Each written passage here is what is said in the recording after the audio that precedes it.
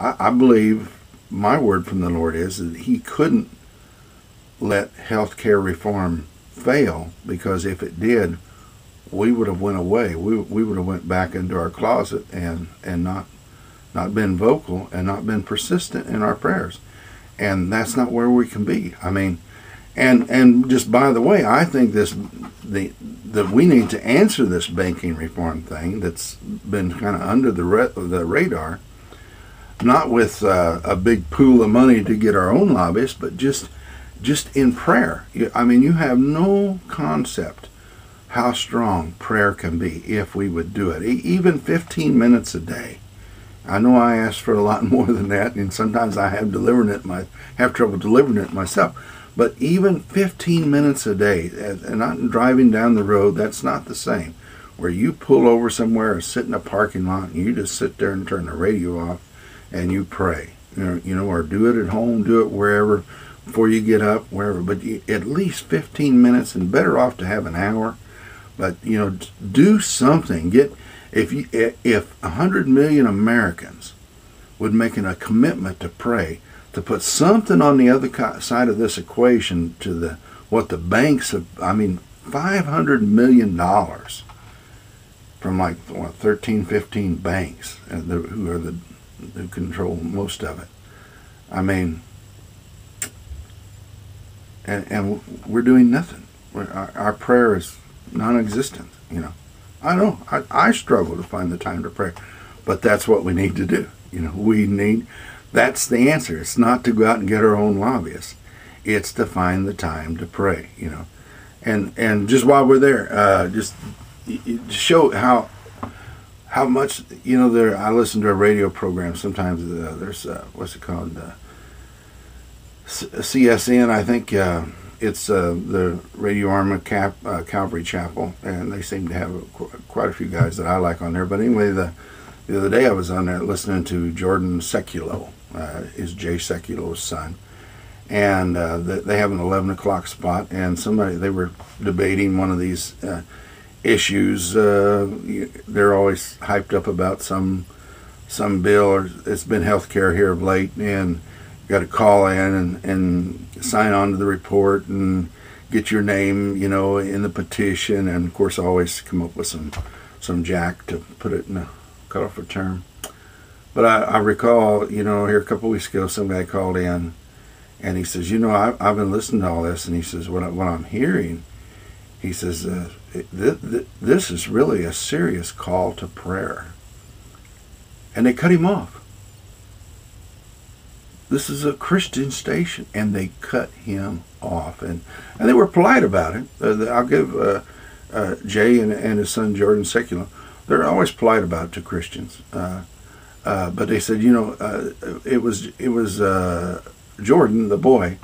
He said, we need to invest our resources and our time in things that we have a known quantity, and which is insinuation that prayer is not. Well, I want to tell you, if CSN, who was the radio network that allowed that, had any spiritual spine, the Sekulows would have been off the air the next day. And really, if I was in charge of that thing, they wouldn't have made it through that day. But what it is CSN. That's a very valuable spot at 11 a.m.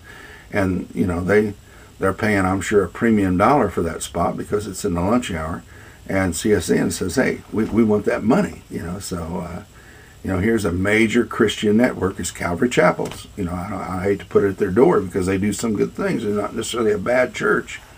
But, here's a case where they're more interested in the dollars than they are some guy that calls in and says, hey, we need to call our nation to prayer. And the secular looks at him and says, hey, that's nice and everything, but we need to go with the avenues in Congress where we know the things that will work, the things where we have specific ways and we can see the outcome, And his insinuation is that, hey, prayer don't work. Well, you'd be off the air if it was me. But that's what we're up against. I want to tell you a story, and you're going to find this unusual. It's a little bit unorthodox, but you'll learn something. We're all familiar with the Wright Brothers, Orville and Wilbur, back in I mean, it amazes me. Over in Wilbur,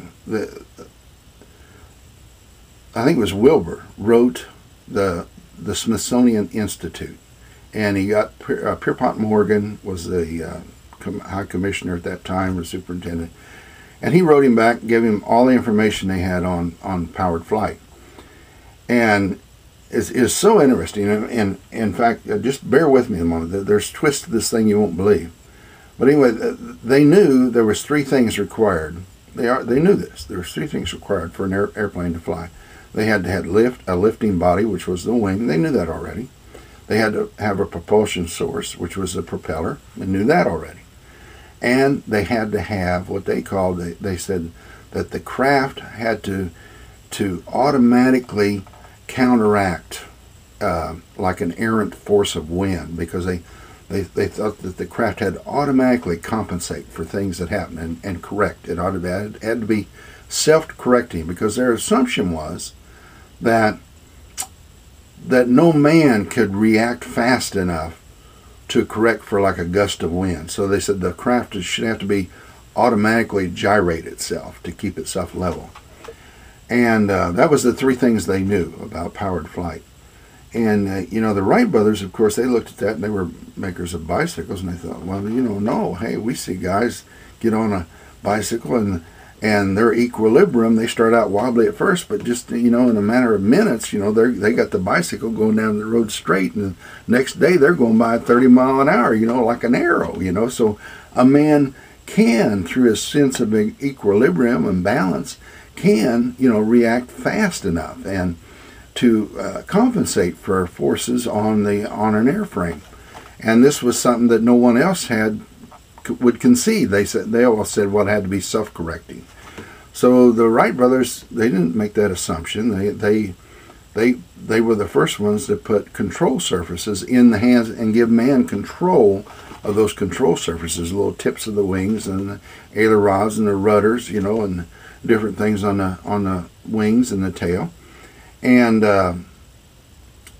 they did do some refining work on the wing itself, the lifting body and the propeller, and they did experiments in their bicycle shop, and yes, all of that. But basically in 90 days, this is the exciting part. In 90 days, they went from a stalemate position where man wasn't flying. In 90 days, the Wright brothers had basically solved all the problems that would allow man to fly. I mean, they didn't have it functional, but they had theoretically solved all those issues. They had a lifting body that was functional. They had a propeller that was sufficient, and they had put control surfaces in the wings and gave man control of those surfaces. And this was the three things that would put man in the air. Now, it took them actually a couple of years to actually get to Kitty Hawk, I think it was 2003, where they actually did get into the air with the Wright Brothers flyer. The interesting thing of this story is that I think it was 2003, when the Wright brothers were getting off the ground at Kitty Hawk, on the other